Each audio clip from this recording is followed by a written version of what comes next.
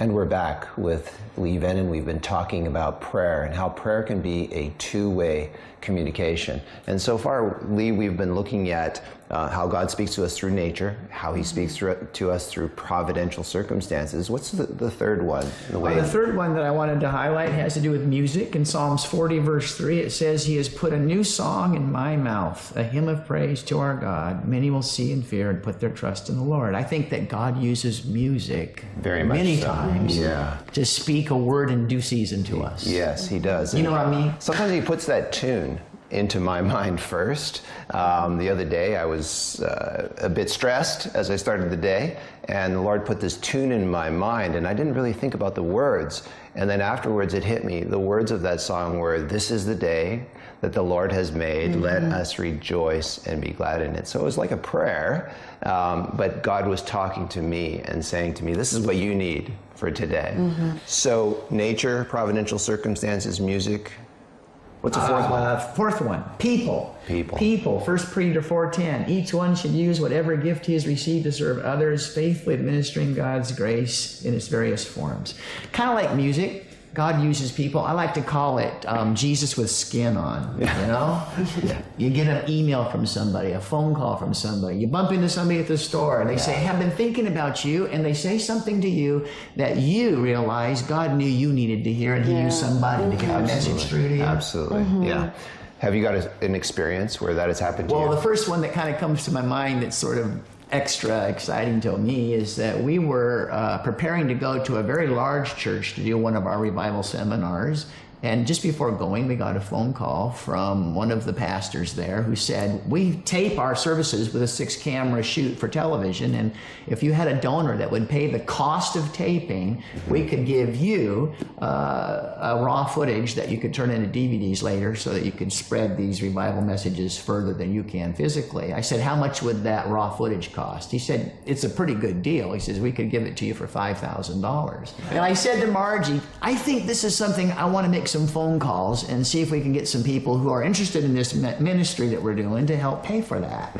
And she said, "Lee, George Mueller, you remember how he only told God about needs? He didn't tell people, and God provided? That's what we've said we wanted to do. Now, why would you change that right now?" And I said, "Margie, it's not a sin to call somebody who said, 'I'd like to help.'" She said, "But it's not the way we've been doing it, you know?" Well, I said, "I'm going to do it tomorrow anyway." And the kind of woman I married, Margie, said, not to me, she prayed about this behind my back. And she said to the Lord, "If you want this thing to get taped, would you provide the money before Lee messes up the deal by asking for it instead of trusting you?" She prayed that. And the next morning, we get a phone call, a woman who's attending the seminar where we're currently going there in Lodi, California. And she says, "Could I come by and visit you for just a few minutes?" So she comes by. She says, "Last night I was awakened 4 times with the impression that I need to write you a check for a specific amount for a project that needs funding. The first 3 times, I just kind of went back to sleep, but the 4th time I thought, if I don't do this, I'm not going to get any more sleep. So I wrote the check, put an envelope. I want to give it to you right now because I want to sleep tonight." And she said, "If you want, you can open it." And Margie opened it up, and it was $5,000. Wow. So God used that lady. Also used Marjorie. Margie, to speak to you, you're right. Right. So God uses people. That's right. Yeah. Just another way. And I'm sure everybody could tell stories that how people. Oh, absolutely. Yeah. What's the next one on your list? Okay, the next one. I inspired reading, Proverbs 25:11. "A word fitly spoken or written is like apples of gold in pictures of silver." Have you ever had the experience where you're reading a good book? Yes. And you just kind of like open to the last place you were, to the bookmark, and start again. And that page or that chapter spoke to your heart, almost as though you could hear God saying, "Hey, this one's for you today." Have you ever had that? I've had that experience. So a little while ago, my mother gave me a devotional book that her great-grandmother used, and it's called Streams in the Desert.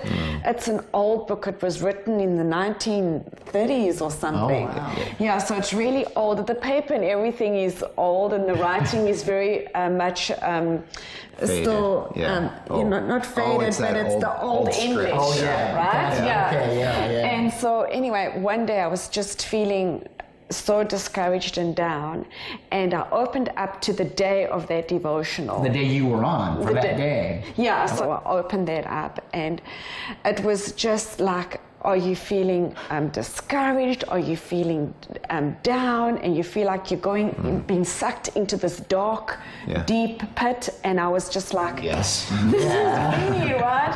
And then I knew God was speaking to me and saying, you know what, I'm with you, and I'm gonna lift you out of this. And so it was just so. It just made me cry because, it was just, I knew he was speaking to me. Right. That was just what I needed for that That's day. what I'm talking about. So, exactly.